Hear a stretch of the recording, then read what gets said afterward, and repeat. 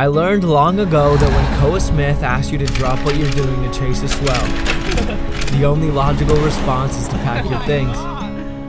And this time, I found myself amongst the incredible coastlines of South Africa. However, this story isn't just about the waves we chased or the ones we caught. It's about the people we met along the way. That's beautiful. Isn't it? Yeah. Look at the colors. And the first person we met was wild food forager Roushanna Grey.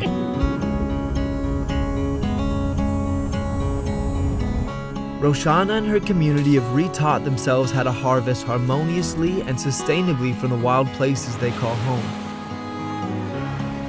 During the summers, she forages the coastline.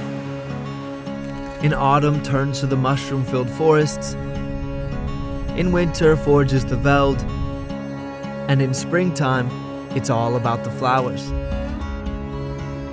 However, there are a few rare and precious pockets of time when a little bit of everything is available. And as fate would have it, my crew and I have stumbled into one.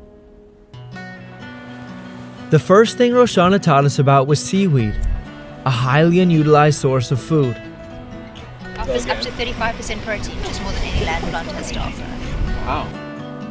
Then pointed Koa and I towards a few clumps of invasive mussels that, if picked, would improve the local ecosystem. Slipping into the sea, we found ourselves amongst the towering beauty of an underwater forest. We then began to harvest a very precise amount of addicuticles and kelp, a ridiculously nutritious, tasty, and bountiful source of food that I had no clue was on the menu, which left me pondering on all the other things this planet may provide that we simply overlook. I wanna lift you up, I'm gonna set you down, take your hand and spin you round, then round. Cilantro. Open my ears, I'm gonna listen to your stories, wipe away your tears, whoa, whoa. Whoa, whoa, whoa. The amount of time and wisdom it took to put such a beautiful meal together that we have not seen. You're the only person who's ever said that ever in the history of any meal. The next day, Roushanna and I went to try our luck with mushroom hunting. You gotta look really hard. Sometimes the mushroom calls you, Okay, I'll listen. and you gotta have patience. And started to explain to me the joy she finds in foraging her own food. Foraging is not just about getting food to eat, obviously it is, but it's also about getting to learn more about your natural environment and to look at the world and to walk through your world in a different way. It's almost like it creates a sense of home. Even though you are by yourself out in nature or out in the wild, you're not alone. We continued to speak about this feeling of home and the importance of taking the time to connect with these wild places.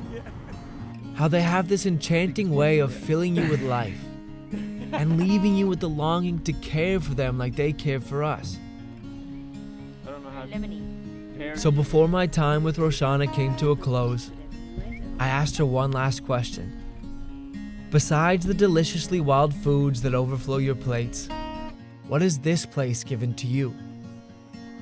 It's given me everything. It's I don't know, you just feel so small in the grander scheme of things, and all of a sudden you realize that all these domestic worries and things that we have every day that go running through our minds, it's not that important. So it's a nice perspective to have, whether you're out in the sea or in the rocky shoreline or in the mountains, and it's nice. That's a great piece of advice. The next time that I'm stressing about things that are not that important, Get outside. I'm gonna get outside, I'm gonna take a look around, I'm gonna think about Mama Roushanna and our wild adventures in the Western Cape. Thank you very much. Cheers. Cheers.